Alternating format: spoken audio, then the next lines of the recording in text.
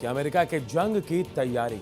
जी हां, एक तरफ अमेरिका और ईरान के बीच दूसरे दौर की बातचीत होने वाली है, तो दूसरी तरफ अमेरिका जंग की तैयारी भी कर रहा है। रूस ने अमेरिका की ये पोल खोल कर रख दी है, तो वहीं ईरान भी सतर्क हो गया है। अमेरिका के हमले का जवाब जो है वो तैयारी में देने में जुटा हुआ है ईरान भी। तो क्या अमेरिका का ईरान बातचीत सिर्फ एक बहाना है? असली निशाना क्या ग्राउंड ऑपरेशन है?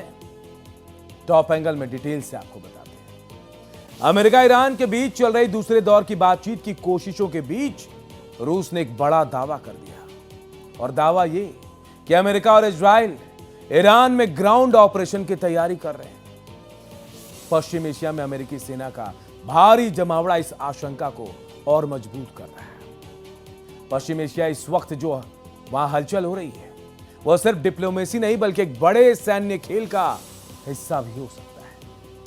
एक तरफ अमेरिका और ईरान के बीच शांति वार्ता की कोशिश चल रही है, तो देखिए दूसरी तरफ बड़ा अलर्ट जारी किया गया है रूस की तरफ से। रूस की सुरक्षा परिषद सिक्योरिटी काउंसिल का कहना है यह बातचीत असल में एक कवर हो सकती है, यानी इसके पीछे अमेरिका का असली मकसद ईरान के खिलाफ ग्राउंड ऑपरेशन की तैयारी करना हो सकता है। रूस का मानना है कि अमेरिका और इजराइल दोनों ही इस बातचीत का इस्तेमाल समय हासिल करने के लिए कर रहे हैं, ताकि जमीन पर अपनी सैन्य ताकत को मजबूत किया जा सके। और यही वजह है कि पिछले कुछ हफ्तों में पश्चिम एशिया में अमेरिकी सैन्य मौजूदगी तेजी से बढ़ी है। और उस रिपोर्ट में कहा गया कि इस समय पश्चिम एशिया में 50,000 से ज्यादा अमेरिकी सैनिक तैनात हैं। इनमें 11वीं एक्सपेडिशनरी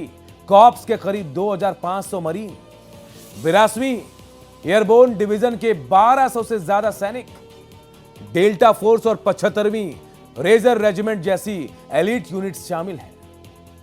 इसके अलावा पिछले 2 दिनों में अमेरिका ने अतिरिक्त सैनिक पश्चिम एशिया भेजे। अमेरिका ने सिर्फ जमीन पर ही बल्कि हवा और समुद्र में भी अपनी ताकत बढ़ा दी है।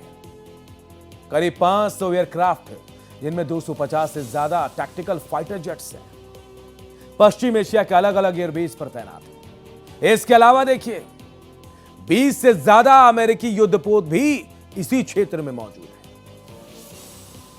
इस हालिया मूवमेंट से हालात खराब होते नजर आ रहे हैं।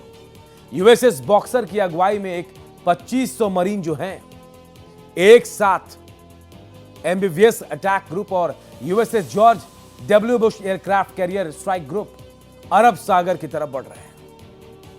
रूस का कहना है कि इनकी तैनाती का समय बेहद अहम है, क्योंकि यह उस वक्त हो रहा है जब अमेरिका ईरान के बीच सीजफायर खत्म होने वाला है। और ऐसे में सवाल उठता है कि क्या यह सिर्फ प्रेशर टैक्टिक है या फिर किसी बड़े ऑपरेशन की तैयारी है।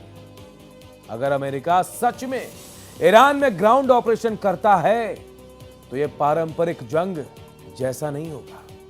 मॉडर्न वॉर की रणनीति बदल चुकी है। अब सीधे टैंक और सैनिक भेजने के बजाय स्मार्ट वॉरफेयर पर जोर है। इसमें छोटे छोटे लेकिन बेहद सटीक हमले किए जाते हैं, जैसे किसी खास रडार सिस्टम को बंद कर देना, किसी पोर्ट की बिजली ठप कर देना या कमांड नेटवर्क को हैक कर लेना। इन छोटे छोटे अटैक से दुश्मन की पूरी व्यवस्था चरमरा जाती है। ईरान के लिए खार्ग आइलैंड जैसे रणनीतिक ठिकाने बेहद अहम है। अगर इन चेक पॉइंट्स पर हमला होता है, तो बिना बड़े जंग के ईरान को झुकने पर मजबूर किया जा सकता है। अमेरिकी राष्ट्रपति डोनाल्ड ट्रंप का रिकॉर्ड भी शक को मजबूत करता है। इससे पहले भी ट्रंप बातचीत के दौरान अचानक हमले कर चुके हैं।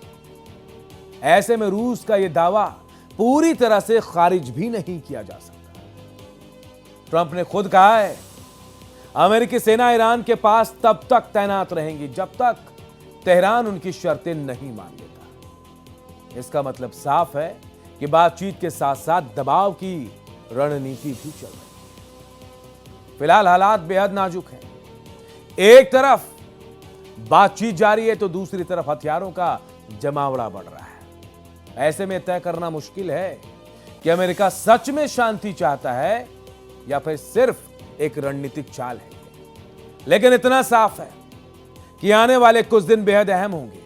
अगर बातचीत सफल नहीं होती है तो पश्चिम एशिया एक बार फिर बड़े जंग की चपेट में आ सकता है, या कह लें परेशानी में पश्चिम एशिया आ सकता है, क्योंकि अमेरिका तो तैयारी कर रहा है बड़े जंग की, ग्राउंड ऑपरेशन की, लेकिन ईरान कुछ अलग सोच रहा है। रूस ने ये खुफिया जानकारी दी, कहा कि हो सकता है ग्राउंड ऑपरेशन की तैयारी का वक्त मिल गया अमेरिका को, और यह सीज फायर का वक्त वही बता रहा है।